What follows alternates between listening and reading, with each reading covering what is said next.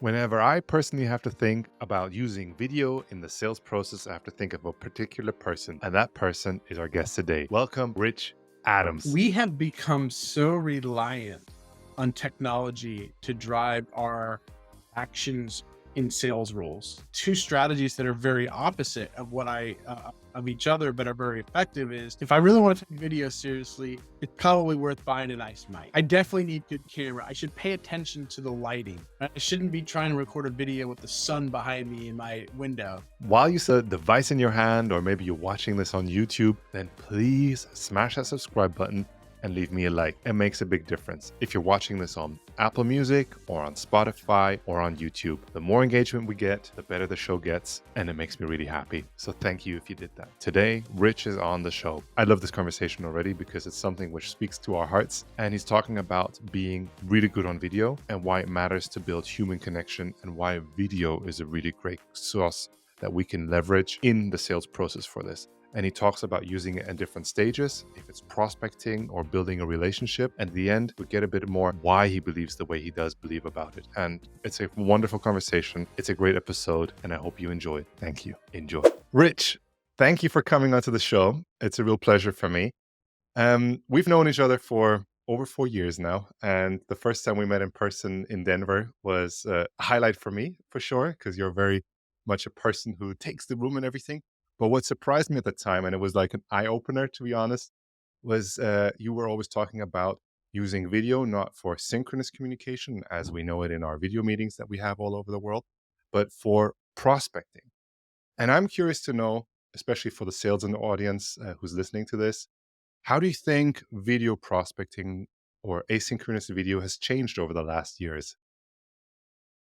Yeah, Henry, it's a good question. So the way I looked at it even 4 years ago was, so much magic happens over a video call. I think that's why companies like Zoom took off because it was the only way to replicate face to face. And like the human brain is meant to be face to face. That's how we were engineered to communicate. Written language has only really been a fraction of that. And so when my perspective was, well, why does the magic of a video call have to when we leave it? Why do I have to go to sending emails to a prospect? Why can't we just continue the fun over video? And that's where I recognize that there's almost an infinite amount of use cases to incorporate video, obviously synchronously, but asynchronously, both for prospecting like top of funnel activity to gain the attention of a buyer, as well as maintain that attention of the buyer throughout the sales process. And I think that concept has started to resonate across sales teams who, let's face it, if you've been in sales in the last couple of years, it's becoming harder and harder and harder to gain attention of prospects, especially in today's market. It's very difficult to even um, penetrate and get a conversation with a decision maker. And I think it's partially because of how much digital noise and pollution there is. It's just email after email after email. So I think the most like progressive sales organizations are recognizing that and using video. And because of that, the ones that are seeing like enormous upticks in reply rates and just overall conversion because they're able to incorporate more human to human connection into what should be human to human anyways, right? We're people talking to other people. We just are now able to bring that magic from the video call and read that throughout the whole engagement. And how do you think we as salespeople can adapt more to that? I'll give you one question. What I'm thinking.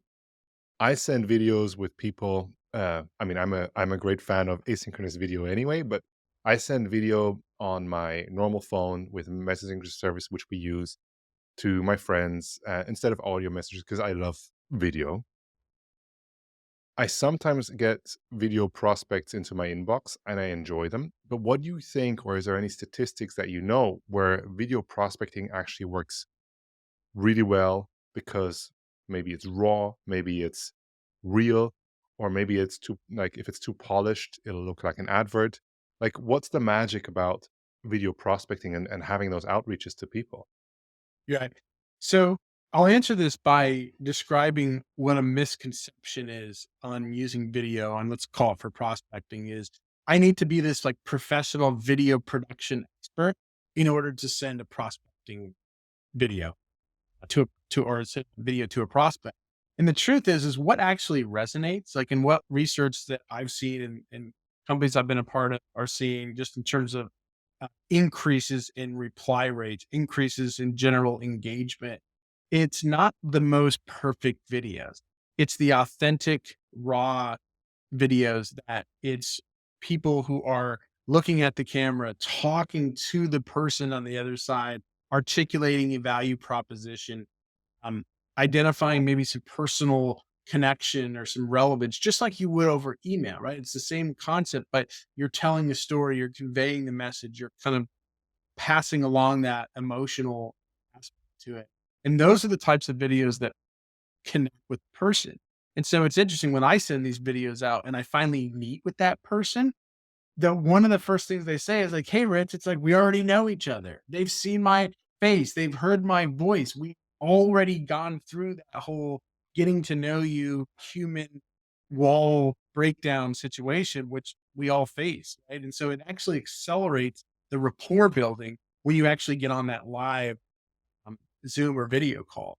And it's because of the human connection. It's not me being robotic and talking to them, right? Or using an AI avatar to send the video. It's me, the person, talking to you, Henry, the person. And then when we finally get on a conversation, it's like we already know each other. And as like a tip for, I think you said something really valuable, which is being the authentic yourself.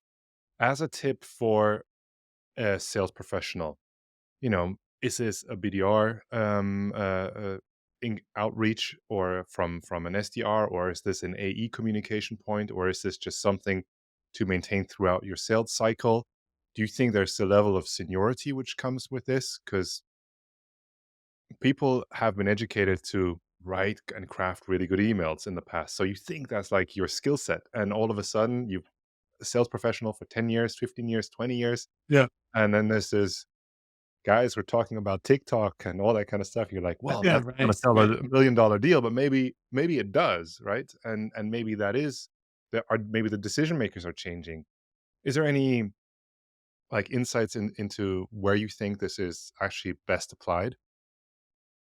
Yeah. There's the one misconception too, and this is um, my company BombBomb talks about this a lot, is video is not necessarily a replacement for video. It's an enhancement for video. And so some of the ways that we educate clients on just best practices on how to start using video is how to combine it with email and how to use written communication to inspire them to open up the video method. Right. And then there's certain situations where email makes more sense. Now, as a practice, like if you look at across like the full sales funnel, I believe that video has a place in nearly every step of the sales process because in sales, we are there to communicate value. We are there to communicate empathy. We are there to tell stories and relate to our customer. That's really hard to do when we're not with them in person or over video. And so if we were resorting to having to send emails and try to send this long-winded message about how we're connecting the dots and helping them solve all their problems, wouldn't that be a lot easier if you could do that over video and explain it? Even use a screen share, walk them through some visualization, use that same video so they can send it to other stakeholders in the business so they can understand it. So, although we see a lot of companies use video at the top of the funnel for prospecting, whether you're an SDR, an AE, it really doesn't matter. We're seeing use cases throughout the funnel and ways to keep that magic going all the way down to the close, right? And providing a video summarizing why your company's the best fit. Because a lot of times there's decision makers that you're going to have to communicate asynchronously. You don't always get the meeting with the CFO or the CIO, but you know that they're involved in the sales. So how do you equip your champion to go sell to them? In the best case, the best way to do that is just to replicate yourself through video. And so if you're only looking at video through the lens of, can I just send a prospecting email? I think you're leaving out a huge opportunity to humanize your entire sales process. Just a quick reminder, if you haven't done so, then please smash that subscribe button and leave me a like. The more engagement we get on the show, the better the show is going to get. Thank you and enjoy the rest of the show. In my head, because I've last week I had somebody, and if that person's listening, they know who they are because it was just one person who did it. Um, was reaching out to me because they wanted to apply for the company in which I work, and they wanted to do it, and they reached out saying, "Are you the right person?" And they said, I said, "Well, I'm not actually not the right person." So the first was just a normal, but it was asking me for support, and then he asked, "Who is the right person?" So I got him along, and he started sending videos to me and to the other people, trying to build that relationship on video. And what really sprung my head was like, all of a sudden, I had a feeling I know who that person is, and he was actually owning the hiring process in that way. And I hope he gets a fair shot and gets heard out because I was really impressed the way he did it because it was unique. And I think that's one of the questions which comes up now. Do you think this is like a trend because it's unique, or do you think it's going to become standard? And then, if it is standard in the future, what is the quality and persistence which you're going to have that it's not just noise? Yeah, so the same rules apply to email. There there needs to be a quality discussion that has to happen, right? It's not just about using video. The message still needs to be quality. We don't have to over engineer it. It doesn't have to be overly polished, but the message still needs to be on point. And what that means is you still need an overarching strategy of how you want your teams going to market and the stories that you want to tell. And so if your organization is investing in resources to build out email copy and general messaging strategy, part of that should be incorporating video. And if you're not incorporating video into that discussion, video will always be this um, siloed novelty thing that is really well adopted. And because of that, you don't have a ton of statistics and data to suggest whether it's actually moving the needle on it, which is one of the reasons why companies have kind of ran away from it at times because they haven't really fully adopted it. And they don't have the same level of adoption that they should. They also don't have the enablement and reinforcement on the back end to actually equip their people to be successful with video. They're spending all their time telling them what cold emails to write, but not giving them any guidance on video. And so, if you can bake it into your sales process, and at these 5 steps to when we send video, and you can prescribe what that video should be, those are the companies that are absolutely taking off and having incredible results with video right now. Is they're being more prescriptive. They're giving them suggested talk tracks. They're telling them when to send it. There's situations in the sales process where you can create what's called an evergreen video. It's a one to many video. That could Mm. be a lead follow up. That could be a reminder that we're meeting tomorrow. Say, hey Henry, looking forward to our call tomorrow. And list out a couple of things. That could be something that you could create for one to many. So there's ways that you can incorporate video that doesn't require you to always have to record one every single time. Part of like the job of leadership is to prescribe where those videos. If you make that investment, you will see the results take off because video just works. It just needs to be operationalized into your sales process. One thing that I've learned in my life, I used to be a trained chef. I went into sales. I did consulting, did many very different things.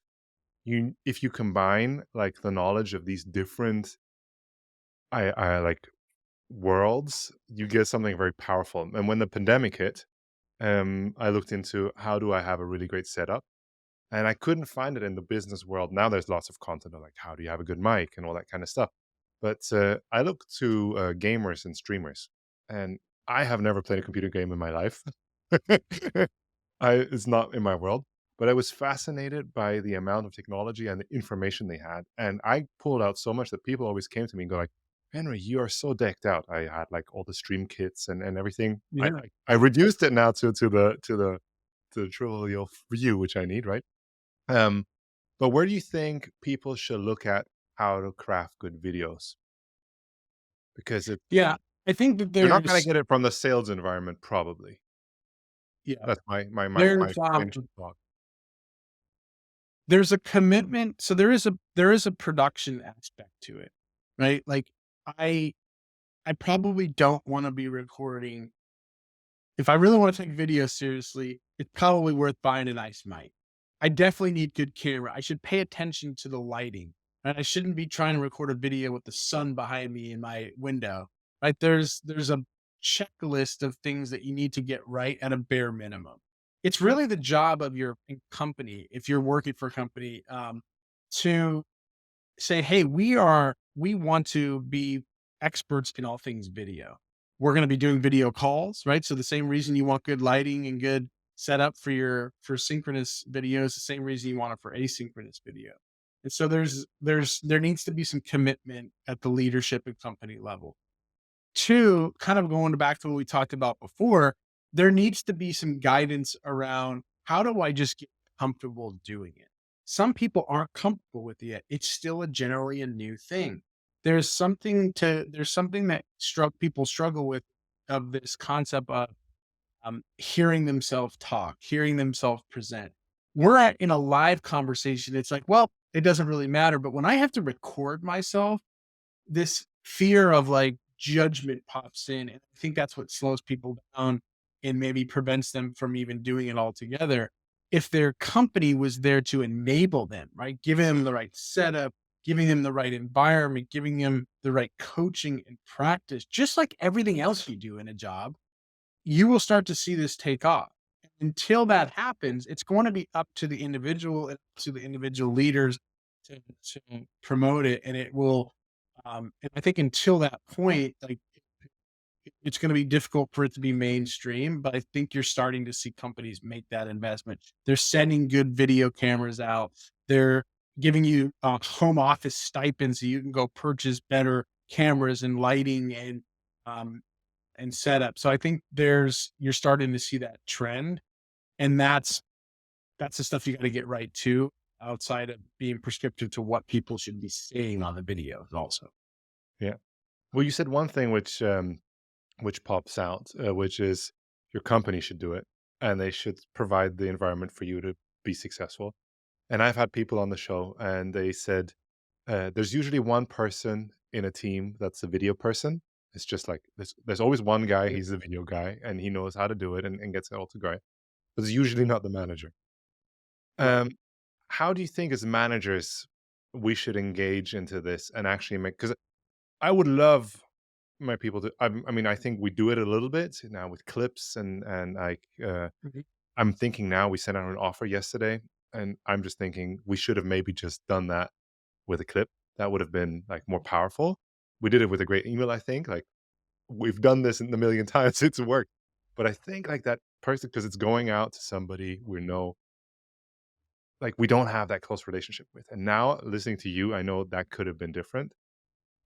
How do you think we should, like, as managers, should set up the first things also to reduce the fear that the individuals have? Like you just said, like people don't like this to themselves. Yeah. Us as leaders, like what we do or don't do is gonna dictate the behaviors of our team. And so we can set the standard. We can normalize video. And so when I speak with leaders, I do some consulting with leaders just around, how to be a better coach in like today's setting where I got teams remote and there's all this crazy stuff going on in the world. Like, how do I make sure that I am connecting with my people? And it's interesting. Two strategies that are very opposite of what of each other, but are very effective is one in this remote world, we often rely very heavily on chat messaging, whether that's Slack or Zoom chat or Teams.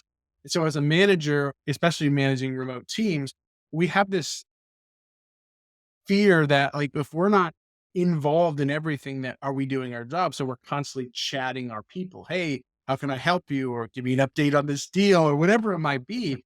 And sometimes we lose the opportunity to build a connection with them. So I always advocate, hey, make sure every week you're sending every person on your team a personalized video.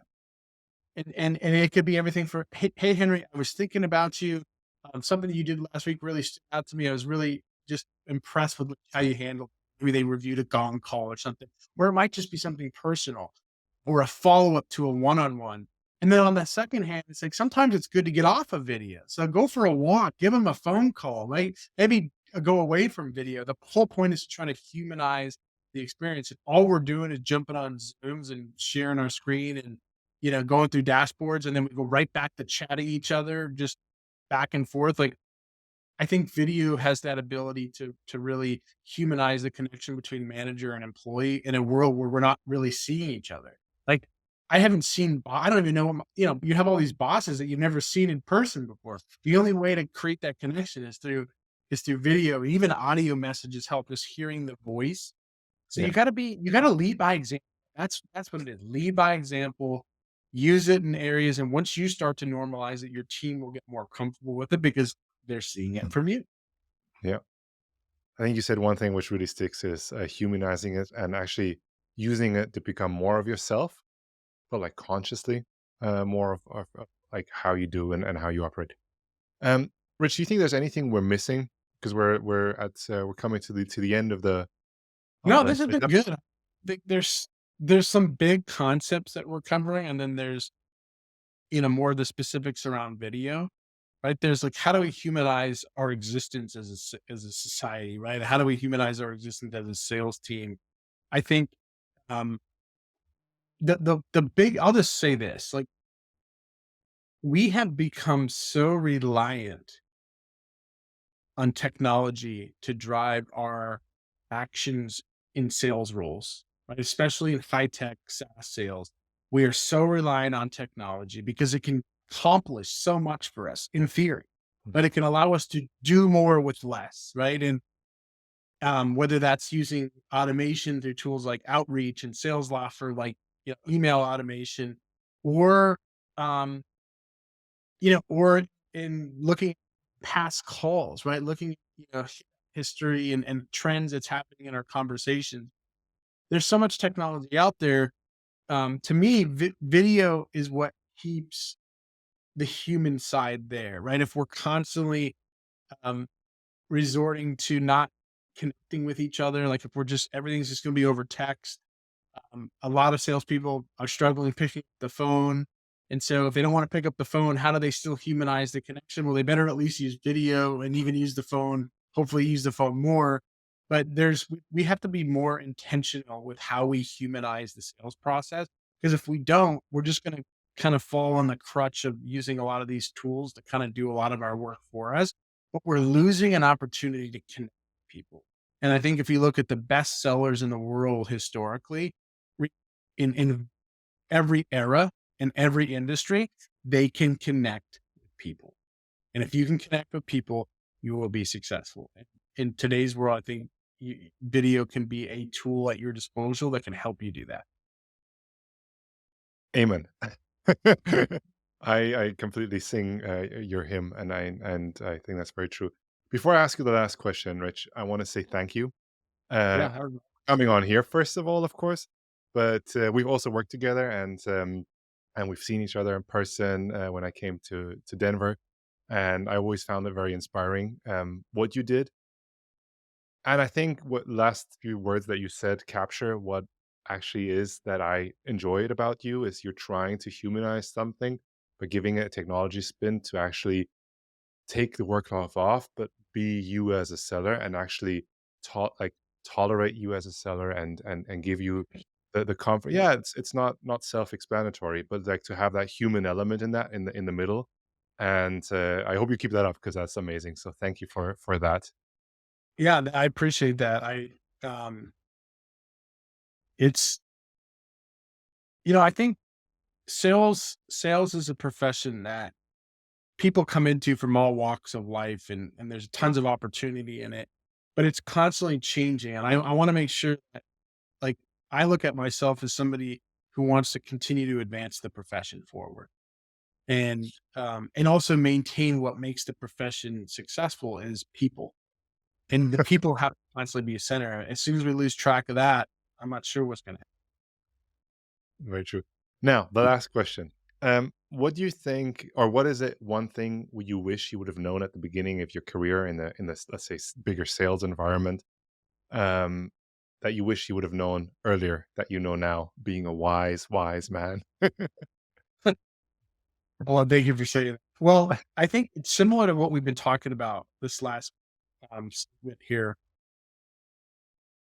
I think early on, I felt like everything I was doing in sales needed to be perfect. It needed to be overly polished.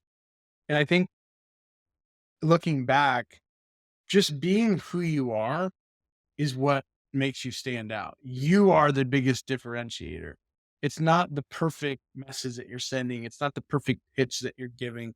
It's you translating that message in your own words and connecting with the person on the other side. In the same way that you described the connection that you had with me when we first met. Like that's the stuff I wish I would have known 15 years ago. And I would have had a bigger impact on the people I was selling to or the teams that I was leading. Just be you. Love it. Thank you, Rich. Thank you for coming on the show. Absolutely. It was great. You staying until the end of the show makes me really, really happy. So thank you. And if you want to make me even more happy, then please smash that subscribe button and leave me a like, because the more engagement we get, the show is going to get better. And I do it for the sales community out of love for you and for me. And I hope you guys enjoy the last weeks of this year so we can really crush our targets and go for it. And if you want to reach out to Rich or on me, drop us a link in LinkedIn or on Instagram. I'll leave the links down below. And I'm looking forward to seeing you and enjoying the next episode together with you guys. So until then, take care. Bye-bye.